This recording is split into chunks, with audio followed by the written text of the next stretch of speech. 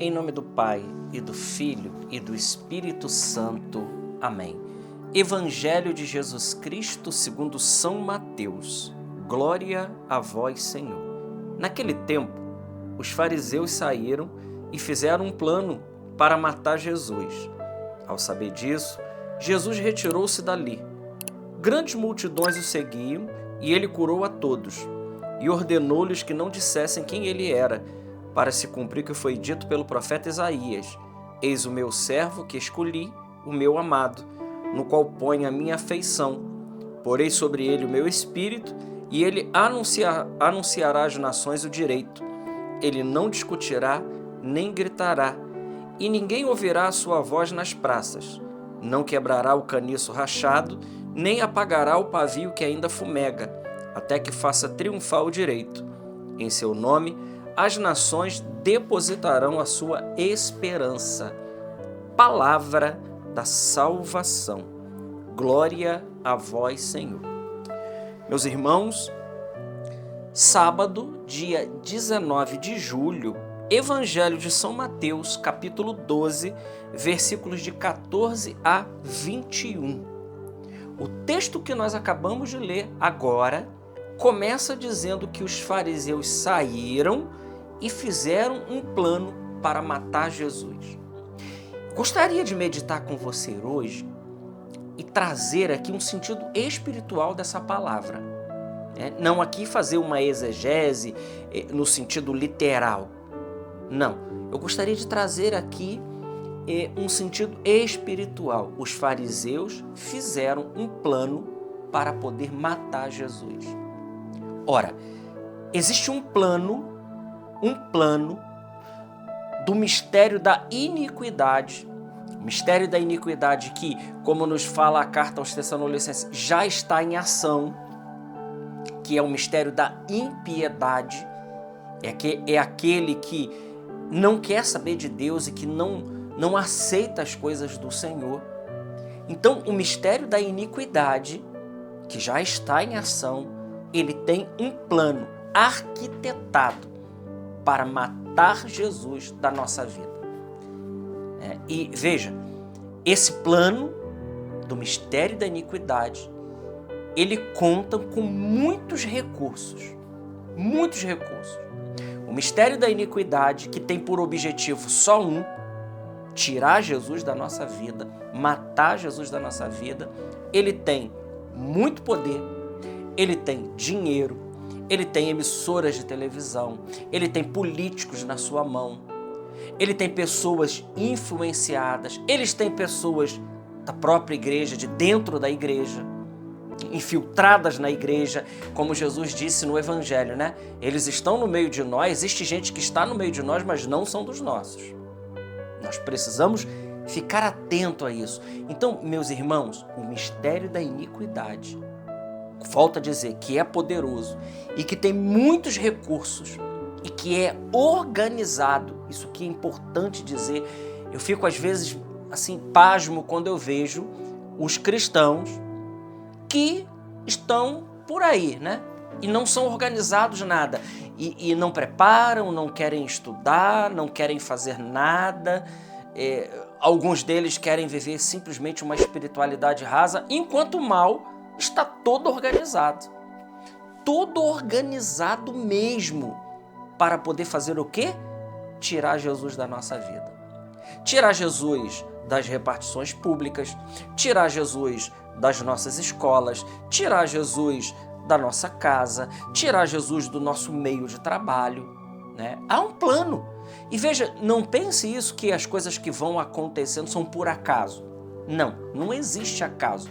Existe um plano arquitetado milimetricamente, testado em algumas áreas, sabendo que aquilo funciona e ele está sendo aplicado, né?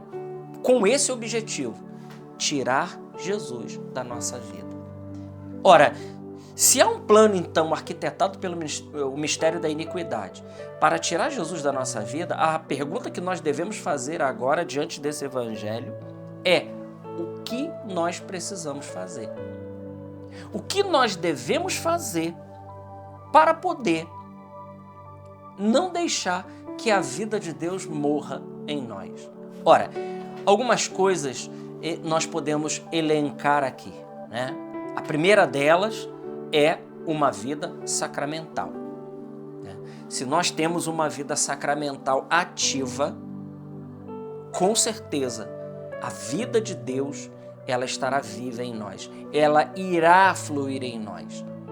Quando nós precisarmos por algum deslize, o sacramento da penitência está lá, que é sacramento de cura e salvação para cada um de nós. O sacramento do dia a dia, para aqueles que podem, que é a Eucaristia, que é o alimento da vida eterna e que nos coloca de pé e que nutre a nossa alma e que vai nos configurando a cada dia a Jesus. O sacramento da unção dos enfermos, quando nós estivermos debilitados e necessitados, está aí para a cura do corpo e da alma.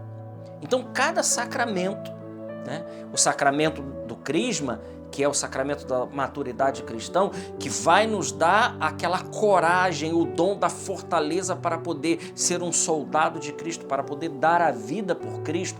Então, primeira coisa, uma vida sacramental. Segunda coisa, uma vida de oração.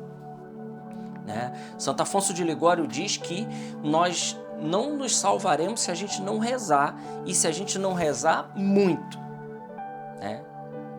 E ele diz mais, Santo Afonso Maria de Ligório, doutor da igreja, ele diz que nós só se salvaremos se a gente rezar, e se a gente rezar, muito. Ele diz, quem reza se salva e quem não reza se condena.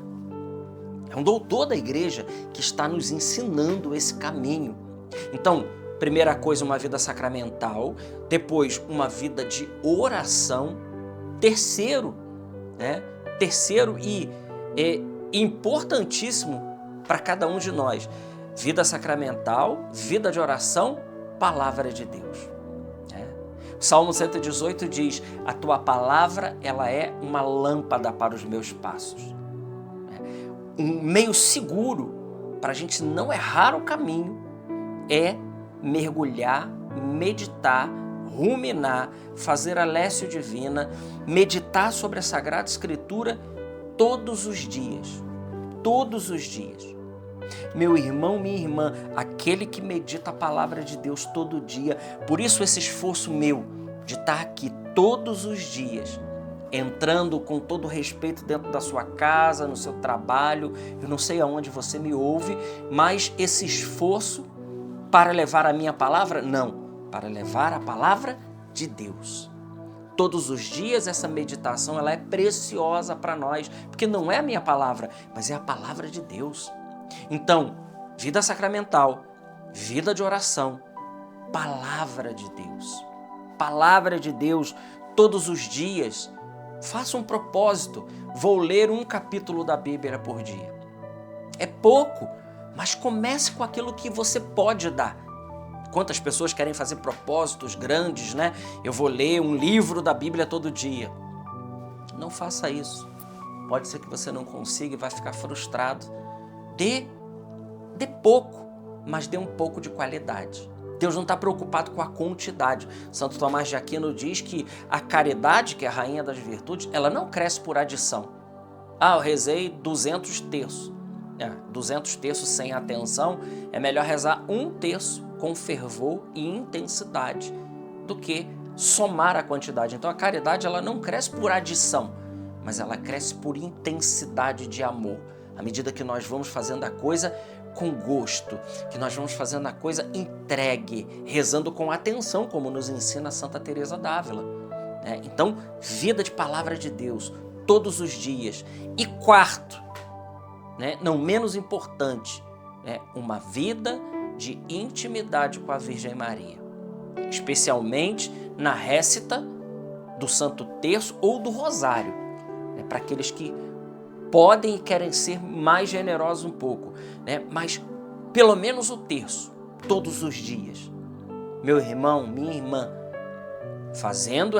seguindo esses 4 passos, seguindo esses 4 passos básicos, Jesus, ele não será morto da nossa vida.